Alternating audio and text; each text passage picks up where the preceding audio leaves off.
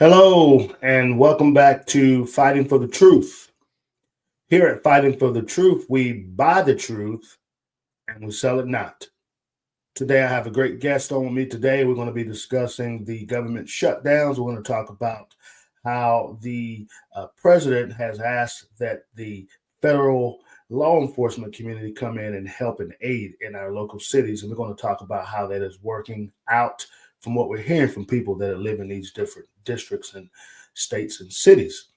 Today, I have a brother of mine on today who is going to be helping out in this conversation. His name is Stephen Horn, and he is an independent journalist. And I want to let him introduce himself and tell you more about his platform and what he does. Go ahead, Steve.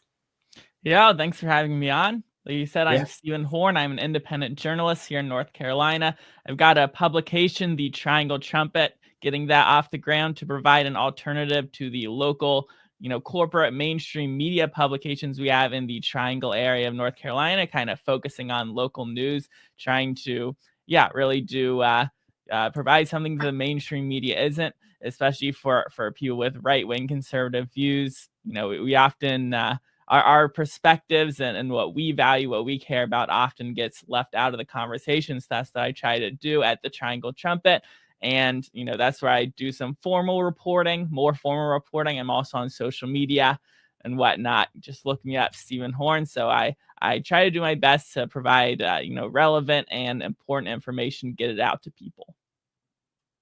Well, I can say you do a great job there. I often find myself listening to a lot of your research, which is very fact based and accurate. And so I enjoy being able to hear from you. And I know all the listeners will be able to, if they haven't already, begin to or begun to follow you, they will now. And again, he speaks from local, from state all the way to federal issues, whichever one he finds to be most interested. I'm sure that's what he goes after. But Steve, that is me speaking for you. But what I will say today, we want to dive into some great conversations about what we're seeing right now. One of the biggest things is our federal government shutdown due to the CR bill. And so we want to discuss that continued resolution. Very brief. We won't dive too deep into it, but the listeners out there on the Fighting for the Truth who want to know the truth, you came to the right place to hear it. I believe we're in day 7 of this shutdown, and to all my friends out there, I actually have people that I know personally that work for the federal government on the law enforcement side. A buddy of mine who is a federal air marshal. We've talked several times this week, and he sends me little updates, just little clips of news briefs and all that. He did tell me, due to the shutdown, he has reversed his political party because he sees now what's really happening, and so he's made the switch over, and so very proud of him for that effort. But it's nothing like being affected yourself. You can talk about it, but until you actually affect it, until you've been through it, to experienced it, you won't know how it feels. And so I've never experienced a furlough, so not exactly sure how that feels. Not even a furlough, shutdown, temporary shutdown. But we want to talk about that today. So what I want to dive into today, Steve, we just want to hit it right there on the nail as it pertains to what does all this government shutdown mean? We keep hearing it daily. We hear people are starting to begin to look to the left and right to figure out where is the next meal coming from, how will they pay their bills. And I will say this, never want to be in that predicament. We're praying for everyone who is affected by this, that the powers that be, which is our House and Senate, will come together and they will get back with the president, and we can have this signed off so people can get back to their jobs, but also to making money. What do you say about that, Steve? Yeah, I mean, the first thing that jumps to mind whenever I think of the federal shutdown is just how, I guess, profligate the spending is, how much we are spending money that we don't even have. If the government shut down every time they had spent all of the tax dollars they collected, they would be shut down for multiple months every year, because we have been running a deficit for I think it's been multiple decades since we had the last budget surplus. So, that's kind of the context to me whenever I think about it is, okay, this is It feels to me a little absurd. Okay, we shut it down for days, weeks, whatever, over, you know, kind of disputes in funding that is somewhat minor compared to the massive deficits, the massive amount of debt we are taking on every year, the Mhm. massive amount of servicing the debt, paying interest or whatever that we pay every year. So I don't know. That's my perspective. You know, whenever I'm thinking about government spending, that government shutdown, it's kind of like, yeah, I'm not sure anyone is really trying to get at the root of the problem to get our country back on a sound financial footing. Very well stated. And back in 2017, under Trump administration, his first term, they went into, I believe it lasted close to 30 days of a shutdown. So you have to kind of look at that and say, why is that? Why are we back here again? You're 100% correct. As we deal with wasteful spending in all areas, we've seen that even last year with how much money we were giving to the country of Ukraine. And again, we won't dive into that, but we do know we're, as America, as a whole, countries rely on us to help. Even when you look at the NATO, we were paying tons of money, overspending from what any other country within that organization was paying. And so we have been taken advantage of for so long. And we always often say this, how can we help out others if we need help? So never understood why we were giving so much when we needed so much. So it affects us again. We're back here again as it deals with our federal employees. And a lot of these federal employees, we need them. We definitely don't want, I know bad as we may dislike the IRS, the federal government side, but we do need them because tax season is not too far away from us again. And so we want to be able to have those checks and balances in place. We want to be able to have those, have that data in place and documentation in place. Of course, people are dealing with issues as it pertains to IRS right now. I'm sure there's people who miss filing dates, who are in position of what's the word I want to use, of having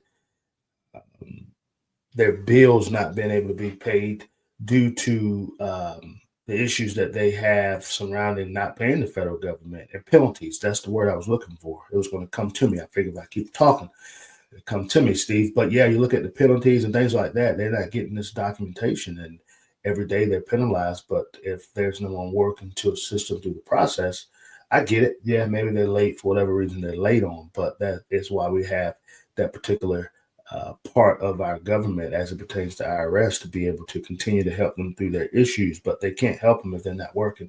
And we can go on and on, but when we look at law enforcement, we know that law enforcement are essential workers and they must still continue to go to work.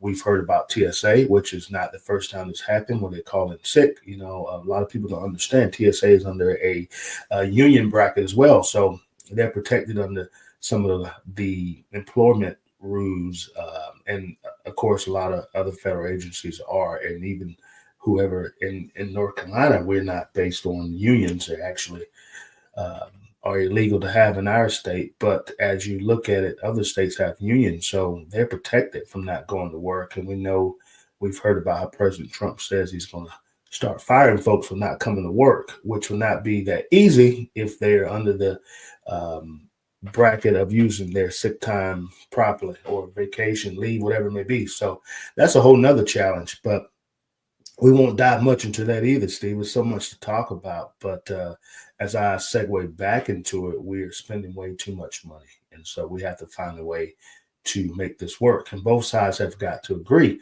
Now, as of yesterday, I believe Speaker Mike Johnson shut down the votes. He doesn't want to hear any more votes because they're just going back and forth. It's not a resolution, and which is what the CR states. It should be a resolution, but they're not able to come to one because we know which side will not agree. And of course, both sides are attacking each other, as it always is, and they're putting the blame on the opposite. But we understand, looking into it, who's really at fault in this matter. And we're playing with American lives. We're playing with people's families, their money, their health. All that is packed up in this shutdown.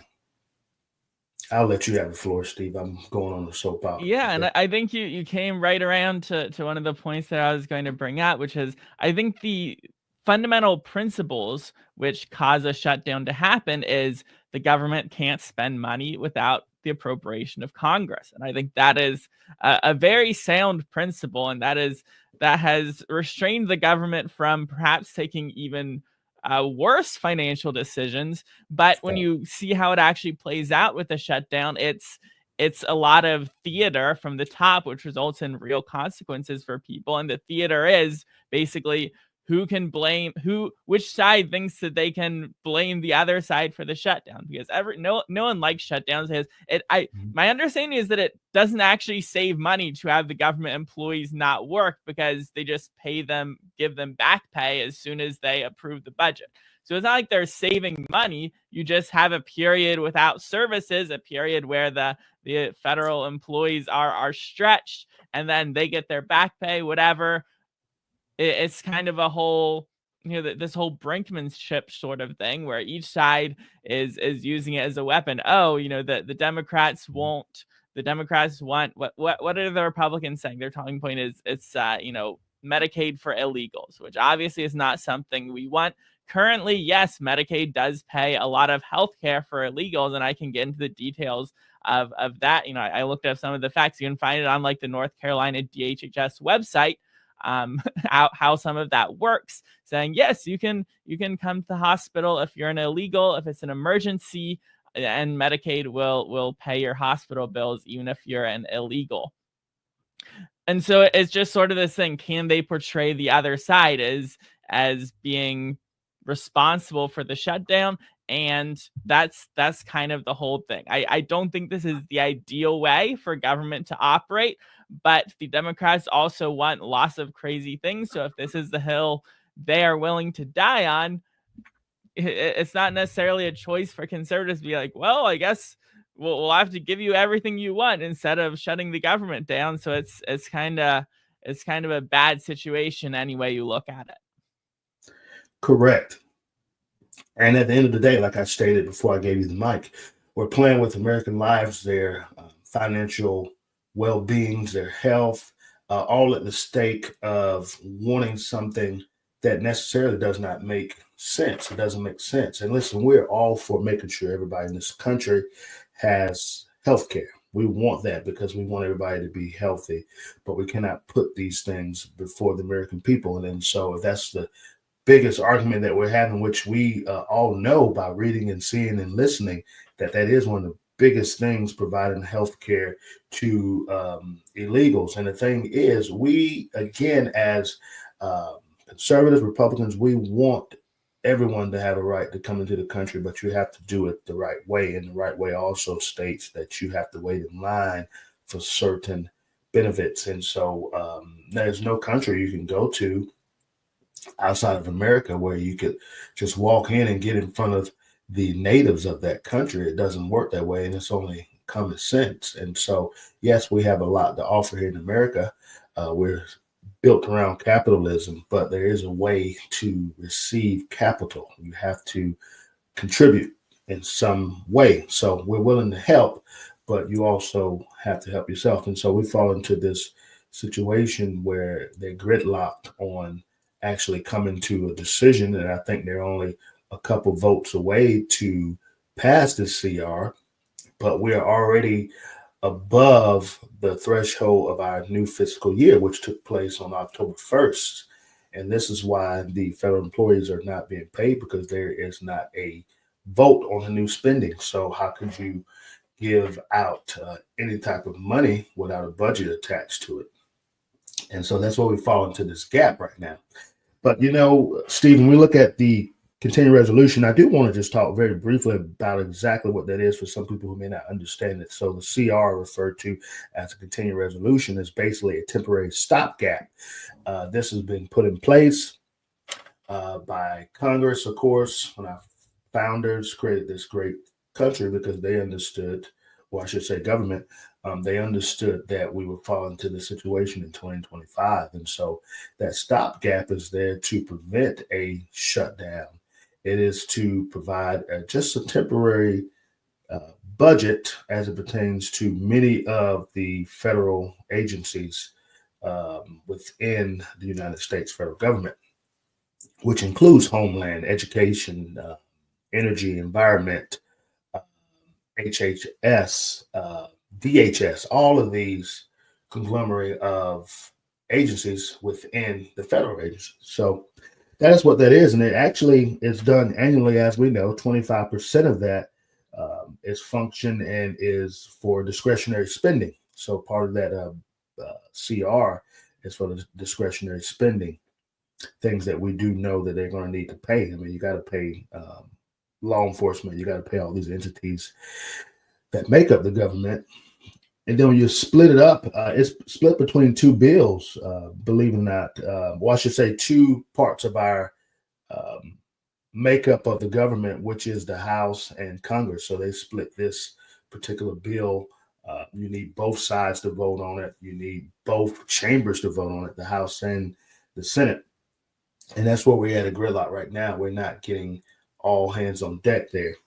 And also, when you look at this again, I mentioned earlier that it is a annual spending budget, and everybody has a fiscal year, whether you're local, state government. We all have fiscal years, and here in the federal government, it's October the 1st of every year. So that's where we're at with it. We're 7 days in.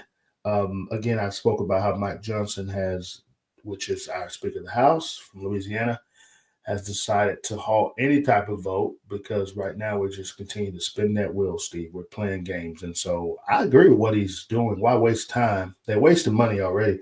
So why come together? You know, they had that day off the other day for Columbus Day. They came back. So there was a day that they're off. Nothing was done. So you come back, which was yesterday, still playing games. And so what Mike Johnson has decided, he said next week, going into next week, we're not going to come in and vote. I want everybody in their committees. We need to be working because see, we're coming together. All we're doing is halting. All we're doing is playing games here. We don't have time. So let's get back to the drawing board because Americans are watching. We're watching like never before during this time to see really what's going on. And I'll say this every state where their representatives and also their senators are part of this game playing, you really should look at do they deserve to be in those positions? Again, American lives are at stake, health is at stake, financial status is at stake, homes are at stake, mortgage payments, all these things are at stake. Do you really want to keep voting for someone who really doesn't have your best interests and who's willing to play games at the federal government level with your money that you rightfully put into the system that we give to the people who rightfully work, which is the federal employees? Do you really want these people speaking for you? And my answer would be no. So look at that too. We have an election that'll be coming up soon. Some of the House reps and senators will be up for reelection. Really take time to think about it. Look at their voting record and figure out if that's somebody you want representing you. Steve, I'll pass it back to you as it pertains. I don't know if you have anything to add to this government shutdown, but we need to see a resolution by the end of the week. We need a vote. We need to send this over to President Trump's desk so they can sign it. But again, we cannot give the left what they want completely. We know both sides have to come to a agreement. And again, the CR says it all. Resolution at the end of it. We need a resolution, but it has to be a methodical resolution, a fair resolution, and one that does not, like you stated, Steve, give everything over to the left because we can't do it. It's not feasible. We don't have the financial backing to do it. And again, it doesn't make sense. Yeah, and I might be a hair more radical on immigration policy than you, but in terms of the budget, they're wielding such huge amounts of power, such huge, massive amounts of money, and they are not doing it in a responsible way. So yeah, maybe for me, it's like, yeah, they can sign the continuing resolution. Maybe they get a small victory, but generally, unfortunately, even the Republicans don't seem to really be on a path to bringing the reckless spending under control. So yeah, we can cut out some little things that are obvious. But I'm guessing, I don't know the numbers off the top of my head, but I'm guessing that the percentage of the federal government that goes, I'm sure it's a huge amount that is being used to fund, healthcare for illegal aliens. I'm sure Democrats would like it to be an even larger amount, but compared to the federal budget, I mean, it's hard to conceptualize just the number of zeros, the number of orders of magnitude that they are spending, the amount they're spending each year that we don't have, that we're having to borrow. So for me, it's just like, okay, yeah, maybe you can praise them for this, praise them for that, praise them for getting a continuing resolution. If they're able to achieve that, praise them for getting a little bit cut out of the budget. But unfortunately, I just don't see the motivation to make those drastic changes that are needed to bring us out of this pattern of deficit spending. It's simply unsustainable. And another issue, which is completely separate but also on the same lines, is the whole Social Security thing. That the Social Security fund is going to run out of money. We know it's going to run out of money because they are giving out more in benefits each year than they are taking in on payments.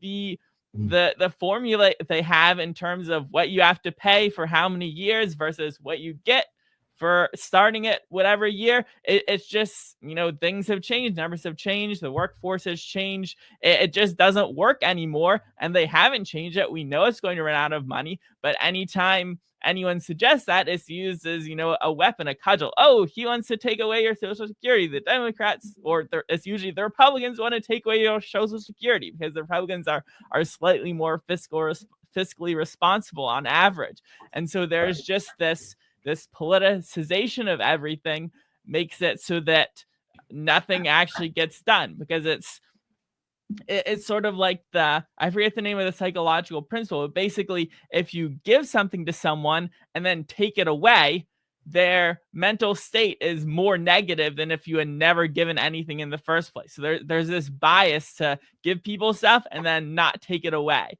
So when you cut entitlements, it feels like you're taking something away. So people will be more angry than if they had never gotten that in the first place. So that means that they just keep giving people more and more and more stuff, not limited by the amount of taxes they're getting in. So Republicans say, cut taxes.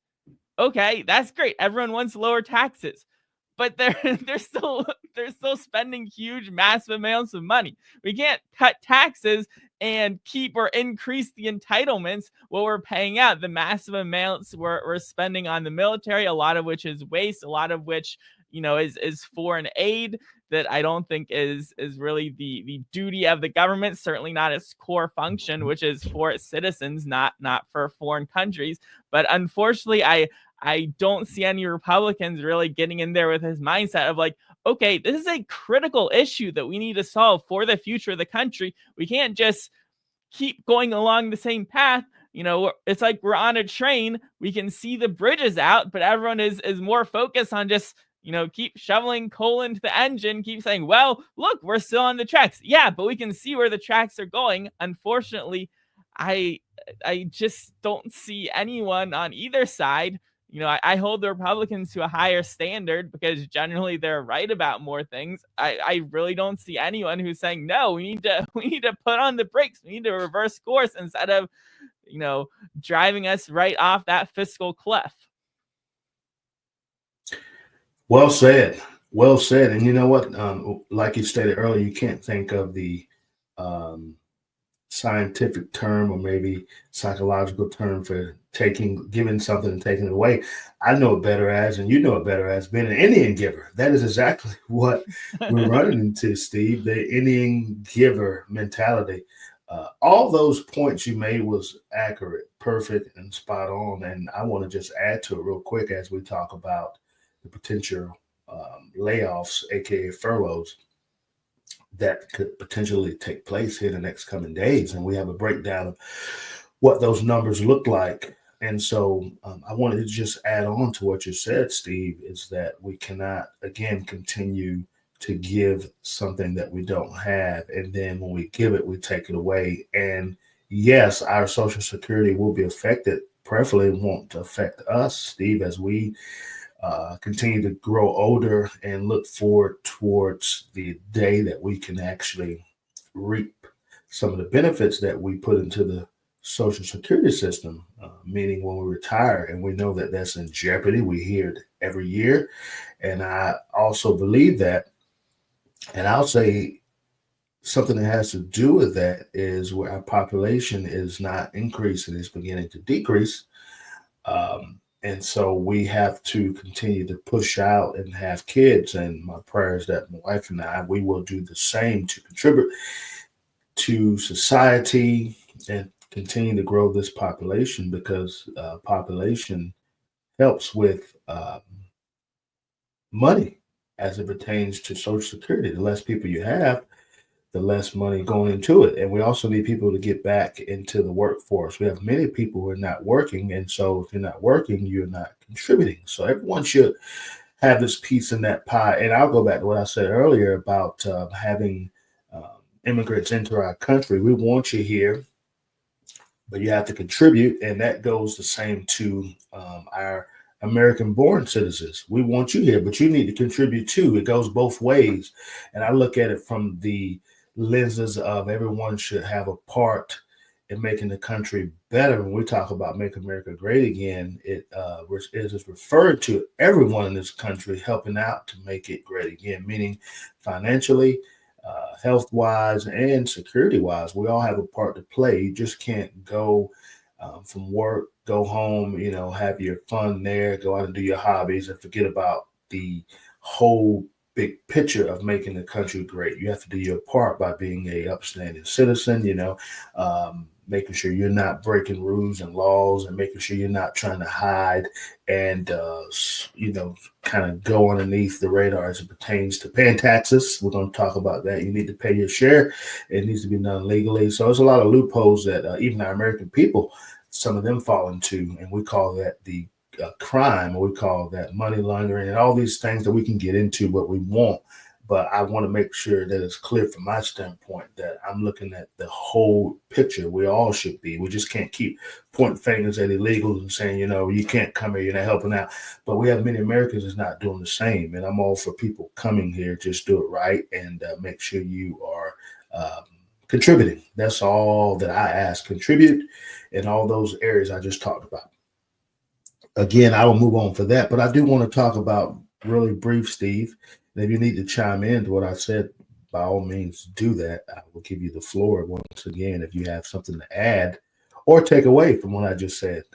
Because what we found out here, Steve, we are patriots. We're, of course, Americans, conservatives, but we can agree and also disagree on points, and we still come together as one because we know that everybody has their own opinion, and we look at things sometimes from different lenses. And I'm all about a good conversation and a rebuttal conversation because, again, I don't know all, neither do you, but we both bring this conversation and we build it upon our thoughts and opinions. So, again, if you have anything you want to add, brother, please do. Yeah, I'll jump in there because I think Yeah, you definitely mentioned something about the birth rate, and the declining birth rate is also of extreme. That is extremely serious. We are below replacement birth rate in America, which means every generation there's fewer children, and I think a lot of people looked at Social Security as, oh, I'm paying in, they're saving up my money for me,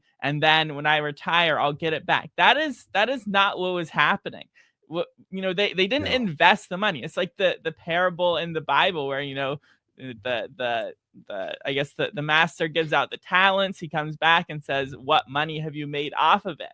And the last one, he says, you could have at least put my money in the bank, even if you don't get the double the returns that the other servants were able to make by investing their talents. You could at least put it in the bank. And that is kind of what the government did. At least they put it in the bank. So what they did with all of the money they collected with the Social Security program, as they built up this massive fund until we turned the corner and started depleting the fund, did they invest that money? No, they loaned it all to the federal government to fund this deficit spending. They didn't invest it. So if you have a 401k, when you're early in your career, you put money into it, you put that in the stock market, that is going to grow. And that grows exponentially because the money that it's making is making more money each year. With the federal government, with Social Security, it was put into federal bonds, which do not have the same rate of return. I think sometimes they don't even, the rate of return on the federal bonds isn't even enough for inflation. So some years you get less money You have Correct. less money after the end of the year if you invested it in bonds. And so the formula is just so, if you think, yeah, I paid all this money into the Social Security program, you're going to be really mad if the government says, well, actually, you have to wait longer to retire. Actually, we can't pay out as much. Actually, we're going to raise your rates.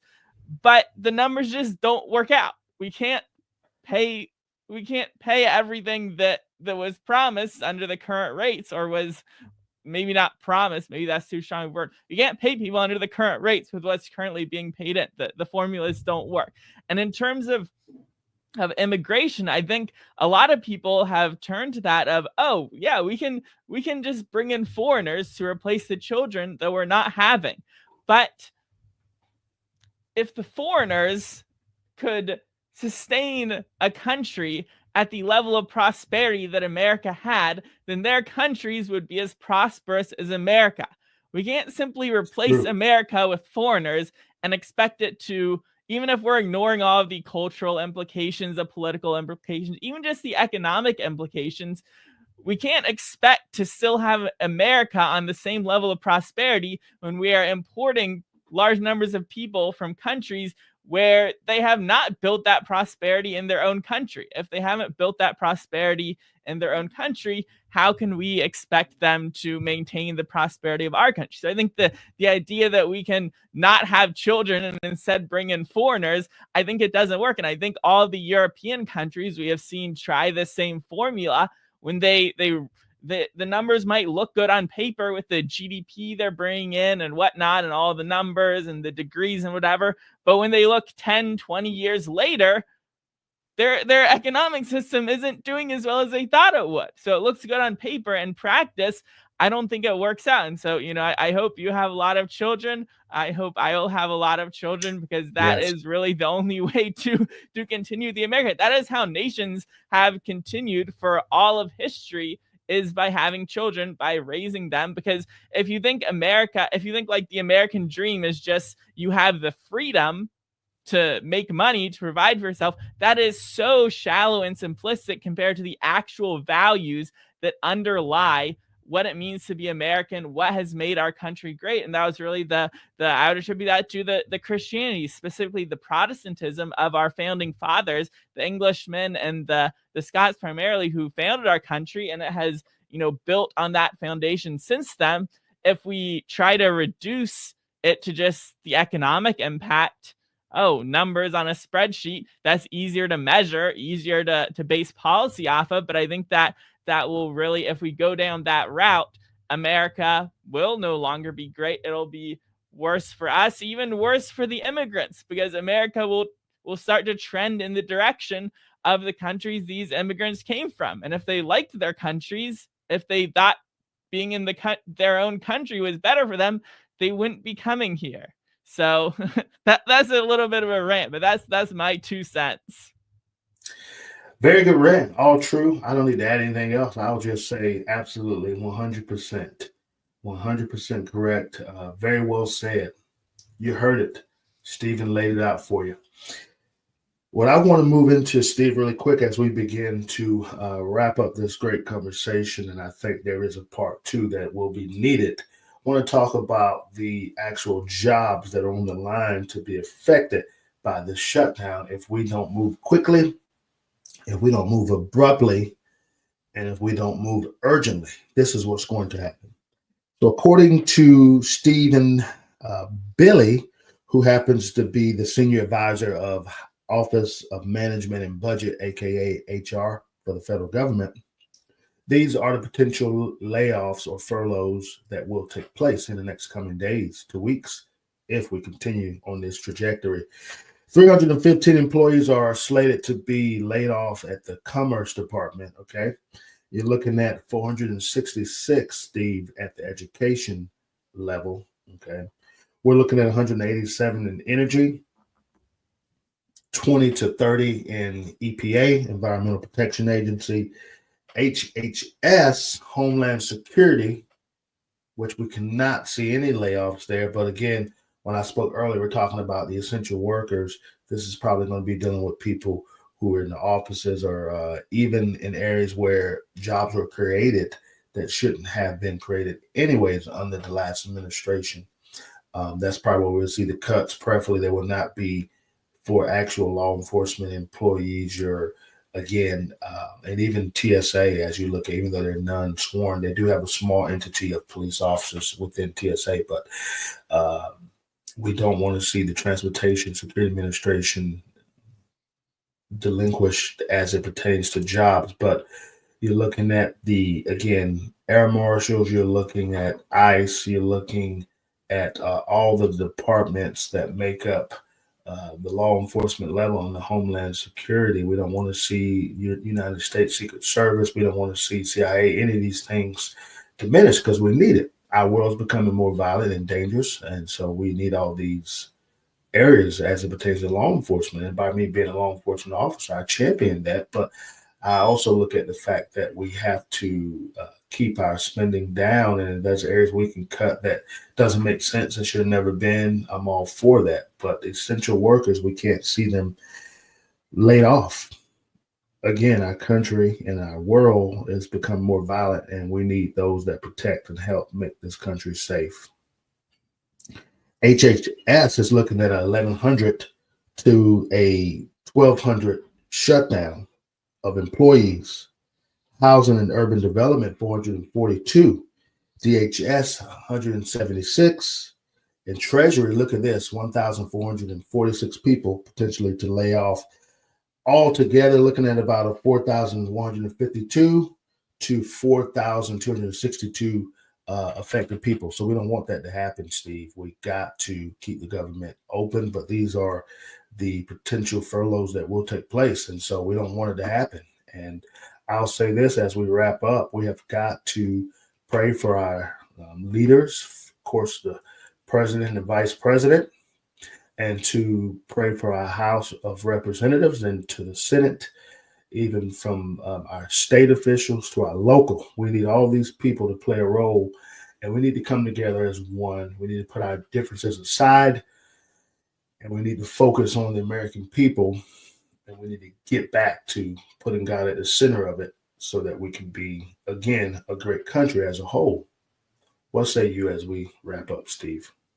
Yeah, I mean that's definitely true. In terms of laying off federal employees, maybe I'm not quite as sympathetic as you. I think as the bureaucracy has grown, as it has ballooned, swelled into this huge thing, I think the interests that it has been built on have been more about preserving the bureaucracy, sustaining the bureaucracy, growing the bureaucracy, and pushing the left-wing agendas, the deep state, more than it has about efficiency, about actually pursuing the interests of the American people, about not creating jobs just for the sake of creating jobs. So maybe I'm a little less sympathetic, but I do also know, when they tell a federal department, cut your workforce for 10%, do they pick the 10% who are the most useless, the least productive? No, they cut the 10% that has the most public facing role. They cut the 10% whose departure will most affect the public so that they can show the public,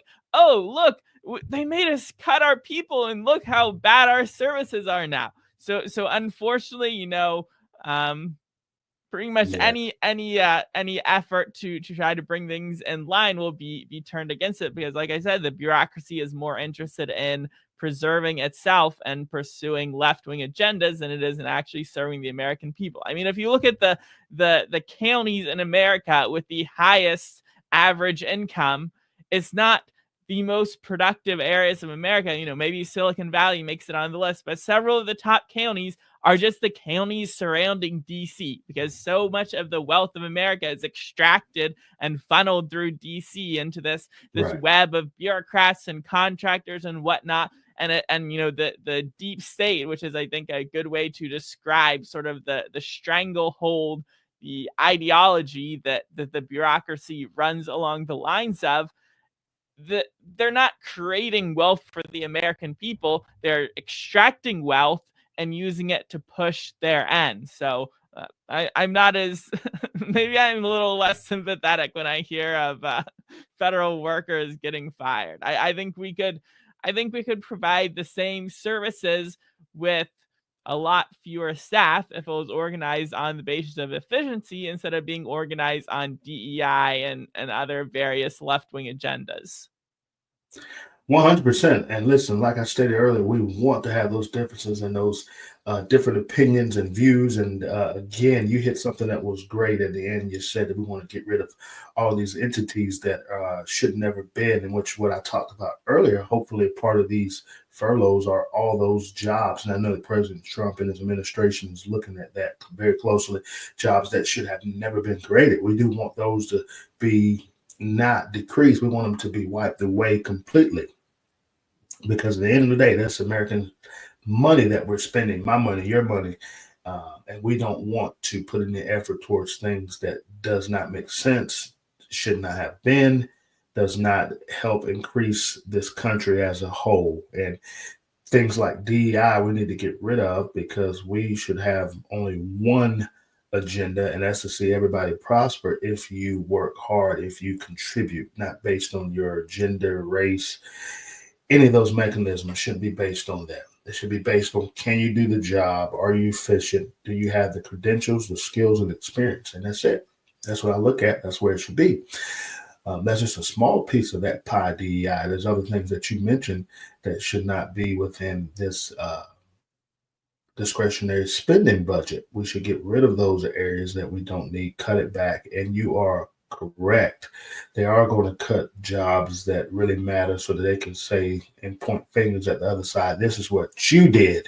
This is what you caused. And ultimately, they're going to point the big finger at President Trump. See what we told you all. Oh, yeah, he wants to shut the border down. But at the end of the day, his whole agenda was to shut jobs down and get revenge on his political opponents who tried to see his demise even before the election of 2024. But these are things that are very important. Steve, I have really enjoyed our conversation, and I want to do it again, part two of this huge piece of the pie. And we want to see our country prosper. And so what we have to say about that is this. So what does all of this mean? Are we really shutting things down? That's the title of the show.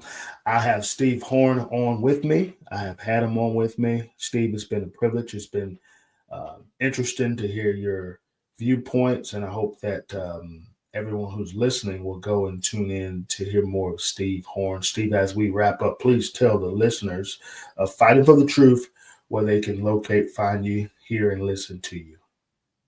Yeah, so you can find my publication, The Triangle Trumpet, at triangletrumpet.news.